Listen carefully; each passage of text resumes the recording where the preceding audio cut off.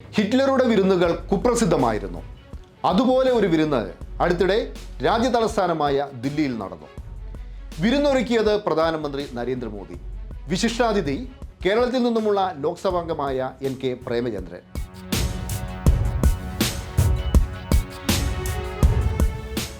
Hitler ലോകം കണ്ട ഏറ്റവും വലിയ ഫാസിസ്റ്റ്, നാസി വംശീയ വിദ്വേഷത്തിൻ്റെ സൃഷ്ടാവും പ്രയോക്താവും. കൊന്നുതള്ളിയത് ലക്ഷക്കണക്കിന് നിരപരാധികളെ. നാസി വംശീയതയ്ക്ക് ആളെ കൂട്ടാൻ ഹിറ്റ്ലർ മിടുക്കനായിരുന്നു. എതിർശബ്ദം ഉന്നയിക്കുന്നവരെ കൊന്നൊടുക്കാൻ മാത്രമല്ല, വശീകരിച്ചൊപ്പം നിർത്തി തൻ്റെ അപദാന കഥകൾ പറയിപ്പിക്കാനും ഹിറ്റ്ലർ സമർത്ഥനായിരുന്നു. സ്ഥാനമാനങ്ങൾ നൽകി ഇത്തരം കുറെ അടിമകളെ ഹിറ്റ്ലർ സൃഷ്ടിച്ചിരുന്നു.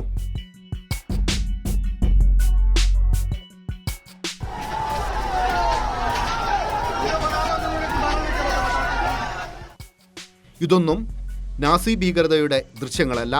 ഒരു കാലത്ത് ലോകത്തെ ഏറ്റവും വലിയ ജനാധിപത്യ രാജ്യം എന്ന് പുകൾപെറ്റ ഇന്ത്യയിലെ സമീപകാല കാഴ്ചകളാണ്. നാസി ഭീകരത പോലെ രാജ്യത്ത് ഹിന്ദുത്വ ഭീകരതയും അഴിഞ്ഞാടി.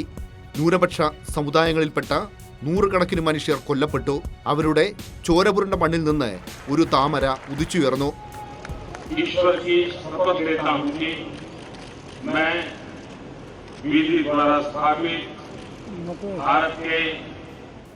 മോദിക്കെതിരെ ശക്തമായ എതിർപക്ഷമുണ്ട്. എതിർപക്ഷത്ത് ഭിന്നിപ്പുണ്ടാക്കുക എന്ന ഹിറ്റ്ലറുടെ ഫാസിസ്റ്റ് തന്ത്രങ്ങൾ ഇന്ത്യൻ അവസ്ഥയിൽ എങ്ങനെ പയറ്റണമെന്ന് മോദിക്ക് നന്നായി അറിയാം. ചിലരെ പാടിപ്പുകഴ്ത്തും, ചിലരെ ഓർത്ത് കണ്ണീരൊഴുക്കും. जब आप मुख्यमंत्री थे, मैं भी एक राज्य का मुख्यमंत्री के नाते काम करता था. हमारी बहुत गहरी निकटता रही उस कार्यकाल में. शायद ही कोई ऐसी घटना मिल सकती है कि जबकि हम दोनों के बीच में कोई संपर्क सेतु न रहा.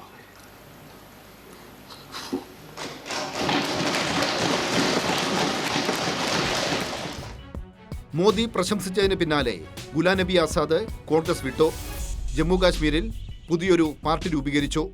ജമ്മു കാശ്മീരിൽ നിയമസഭാ തെരഞ്ഞെടുപ്പ് നടക്കുമ്പോൾ BJPയുമായി കൈകോർത്ത് മത്സരിക്കാൻ തയ്യാറെടുത്തിരിക്കുകയാണ് ഗുലാം നബി ആസാദ് എന്ന പഴയ കോൺഗ്രസ് നേതാവ്.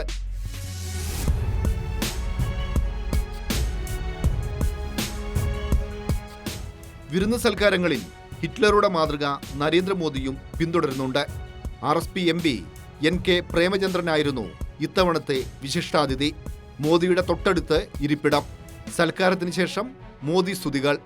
മോദിയുടെ സൽക്കാരം അരങ്ങേറിയ ദില്ലിയിലെ പാർലമെന്റ് മന്ദിരത്തിൽ നിന്ന് 250 കിലോമീറ്റർ അകലെയാണ് ഹരിദ്വാറിലെ ഹൽദ്വാനി അന്ന് കത്തുകയായിരുന്നു.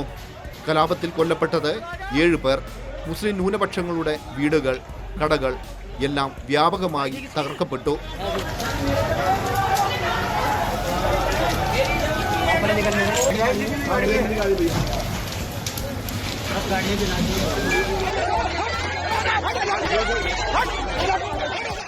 മോദിയുടെ നയങ്ങളോട് വിയോജിക്കുന്ന ഒരു വലിയ ജനത പ്രേമചന്ദ്രനെ തിരഞ്ഞെടുത്തയച്ചത് മോദിയുടെ വിരുന്നിൽ പങ്കെടുക്കാനായല്ല, മറിച്ച് മോദിയുടെ വർഗീയ രാഷ്ട്രീയത്തിനെതിരെ പ്രതികരിക്കാനാണ്.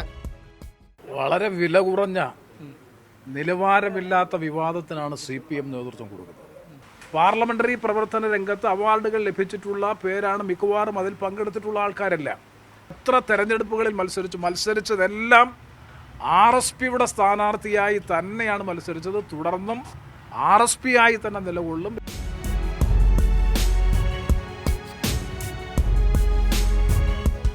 And on that day, Professor Henry, the then principal, he has made an observation to him that let the finance minister Dr. Manmohan Singh be the future prime minister of our country.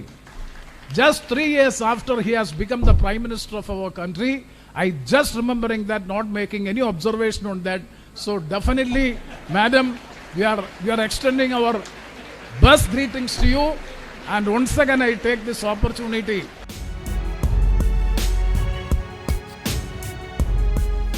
BMS നിങ്ങൾക്കെല്ലാം അറിയാമല്ലോ, BJP എന്ന് പറയുന്നത് സംഘ് പരിവാർ സംഘടനയല്ല.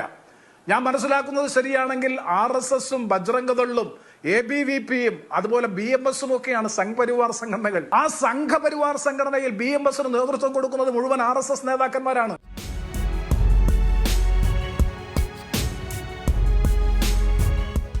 പ്രേമേന്ദ്രൻ അതിനെപ്പറ്റി പ്രതികരിച്ചിട്ടുള്ളത് ഭക്ഷണത്തിന് ക്ഷണിച്ചാൽ പോകാതിരിക്കുന്ന സംസ്കാരമില്ലായ്മയൊന്നും ഞാൻ പ്രകടിപ്പിക്കുന്നില്ല എന്നാണ്. എന്നാൽ തിരിച്ച് എനിക്ക് അങ്ങോട്ട് ചോദിക്കാനുള്ളൊരു ചോദ്യം, മുഖ്യമന്ത്രി ക്രിസ്മസ് വിരുന്ന് ക്ഷണിച്ചപ്പോൾ പ്രതിപക്ഷം പങ്കെടുത്തില്ല എന്നത് ഏത് സാംസ്കാരിക അവബോധത്തെ അടിസ്ഥാനപ്പെടുത്തിയിട്ടാണ്? അന്ന് മുഖ്യമന്ത്രി വിളിച്ചു ചേർത്തിട്ടുള്ള കേരളത്തിലെ പ്രത്യേകിച്ച് ക്രിസ്മസ് ആശംസകളൊക്കെ നേർന്നുകൊണ്ടുള്ള അല്ലെങ്കിൽ ആ പരിപാടിയുടെ ഭാഗമായിട്ട് പ്രതിപക്ഷം ബഹിഷ്കരിക്കുക ചെയ്തത്. മോദിയുടെ ആതിഥ്യം സ്വീകരിച്ച് BJPയിൽ ചേർന്നവർ, സ്ഥാനമാനങ്ങൾ നേടിയവർ, ഈ പട്ടിക നീണ്ടതാണ്. ഇവരിൽ എത്ര പ്രേമചന്ദ്രന്മാർ ഉണ്ടാകുമെന്ന് കാത്തിരുന്ന് കാണണം.